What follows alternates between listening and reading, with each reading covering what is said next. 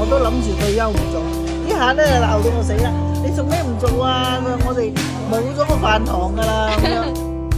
你只係叫我霞女啦，咁大家熟嗰啲都係叫我霞姐咯。我做咗24年，42歲做到而家66歲。我哋咧個宗旨就係明火，現做現炒，炒出嚟咧有鑊氣，用電磁爐嚟整嗰啲嘢啊，即係始終都係爭啲咯。喺廣州咧，而家越嚟越少我哋呢啲店咯，即係即叫即做呢啲店咧食。你最拿手嗰幾個碟頭飯係邊個菜式啊？五柳炸蛋啊，滑蛋牛肉啊，即係我呢度好多雞扒、豬扒都好有名啊。由4、5蚊開始做到而家都係13蚊。我啲舊客嚟我呢度食飯，翻轉頭話：哇，你哋仲唔升價，仲係呢個價錢，仲係10幾蚊啊咁。咁我話我而家做街坊生意，加上咧即係講真，我自己屋，咁我自己賺少啲啊。你睇下我個牌，我最貴嗰個24蚊，於食嗰樣嘢咧就比較揸得緊咯。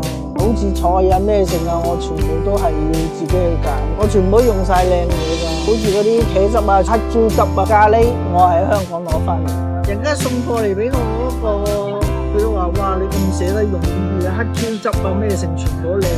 我呢咁多年嚟咧，咁令你最開心嘅時候係咩時候啊？